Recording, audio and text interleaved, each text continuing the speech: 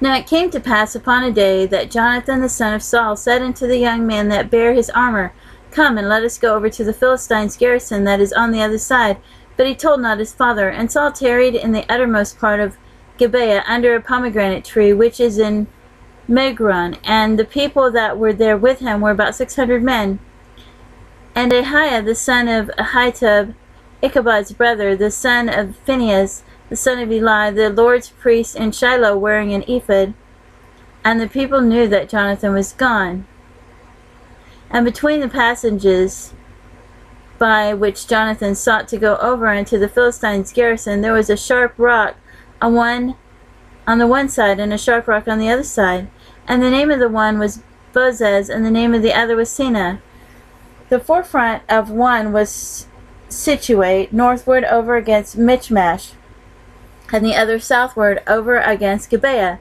And Jonathan said to the young man that bare his armor, Come, and let us go over unto the garrison of these uncircumcised. It may be that the Lord will work for us, for there is no restraint to the Lord to save by many or by few. And his armbearer said unto him, Do all that is in thine heart, turn thee, behold, I am with thee according to thy heart. Then said Jonathan, Behold, we will pass over unto these men, and we will discover ourselves unto them. If they say thus unto us, Tarry until we come to you, then we will stand still in our place, and will not go up to them. But if they say thus, Come up unto us, then we will go up, for the Lord hath delivered them into our hand, and this shall be a sign unto us. And both of them discovered themselves unto the garrison of the Philistines. And the Philistines said, Behold, the Hebrews come forth out of the holes where they have hid themselves. And the men of the garrison answered Jonathan and his armbearer, and said, Come up to us, and we will show you a thing. And Jonathan said unto his armbearer, Come up after me, for the Lord hath delivered them into our hand of Israel. And Jonathan climbed up on his hands and upon his feet, and his armbearer after him. And they fell before Jonathan, and his armbearer slew after him.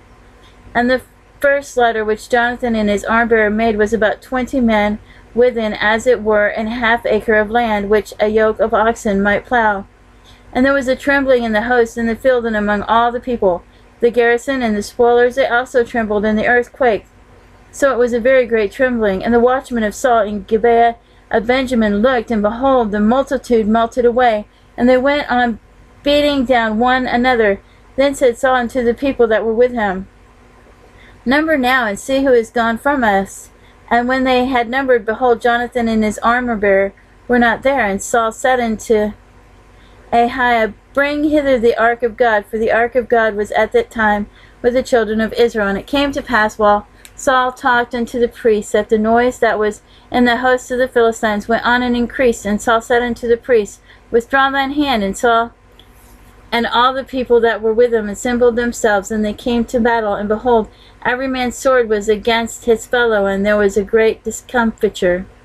Moreover, the Hebrews that were with the Philistines before that time, which went up with them into the camp from the country round about, even they also turned to be with the Israelites that were with Saul and Jonathan.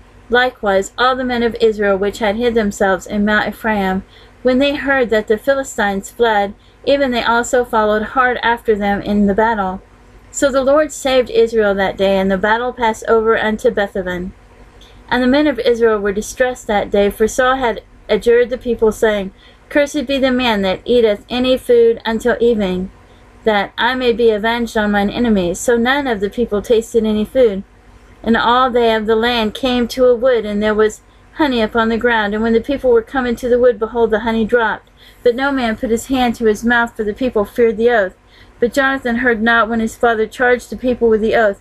Wherefore he put the end of the rod that was in his hand, and dipped it in the honeycomb, and put his hand to his mouth, and his eyes were enlightened. Then answered one of the people, and said, Their father straitly charged the people with an oath, saying, Cursed be the man that eateth any food this day. And the people were faint. Then said Jonathan, My father hath troubled the land. See, I pray you, how mine eyes have been enlightened, because I tasted a little of this honey. How much more, if haply the people had eaten freely today of the spoil of their enemies, which they found? For had there not been now a much greater slaughter among the Philistines? And they smote the Philistines that day from Michmash to Aijalon, and the people were very faint. And the people flew upon the spoil, and took sheep and oxen and calves, and slew them on the ground. And the people did eat them with the blood. Then they told Saul, saying, Behold, the people sin against the Lord, and that they eat with the blood. And he said, Ye have transgressed. Roll a great stone unto me this day. And Saul said, Disperse yourselves among the people, and say unto them, Bring me hither every man his ox, and every man his sheep, and slay them here, and eat, and sin not against the Lord in eating with the blood. And all the people brought every man his ox with him that night, and slew them there. And Saul built an altar unto the Lord. The same was the first altar that he built unto the Lord. And Saul said, Let us go down after the Philistines by night, and spoil them until the morning light, and let us not leave a man of them. And they said, Do whatsoever seemeth good unto thee. Then said the priest, Let us draw near hither unto God. And Saul asked counsel of God, Shall I go down after the Philistines? Wilt thou deliver them unto the hand of Israel? But he answered him not that day. And Saul said, Draw ye near hither, all the chief of the people, and know and see wherein the sin hath been this day. For as the Lord liveth, which saveth Israel, though it be in Jonathan my son, he shall surely die. But there was not a man among all the people that answered him. Then said he unto all Israel, Be ye on one side, and I and Jonathan my son will be on the other side. And the people said unto Saul, Do what seemeth good unto thee. Therefore Saul said unto the Lord God of Israel, Give a perfect lot. And Saul and Jonathan were taken, but the people escaped. And Saul said, Cast lots between me and Jonathan my son, and Jonathan was taken. Then Saul said to Jonathan, Tell me what thou hast done. And Jonathan told him and said, I did but taste a little honey with the end of the rod that was in mine hand, and lo, I must die. And Saul answered, God do so and more also, for thou shalt surely die, Jonathan. And the people said unto Saul, Shall Jonathan die? What hath wrought this great salvation in Israel? God forbid, as the Lord liveth, there shall not one hair of his head fall to the ground, for he hath wrought with God this day. So the people rescued Jonathan, that he died not. Then Saul went up from following the Philistines, and the Philistines went to their own place. So Saul took the kingdom over Israel, and fought against all his enemies on every side, against Moab, and against the children of Ammon, and against Edom, and against the kings of Zobah, and against the Philistines, and whithersoever he turned himself, he vexed them. And he gathered in host, and smote the Amalekites, and delivered Israel out of the hand of them that spoiled them. Now the sons of Saul were Jonathan, and Ishuai, and Malchishua, and the names of his two daughters were these. The name of the firstborn was Merab, and the name of the younger was Michal. And the name of Saul's wife was Ahinoam, and the daughter of Ahimaaz. And the name of the captain of his host was Abner, the son of Ner, and Saul's uncle. And Kish was the father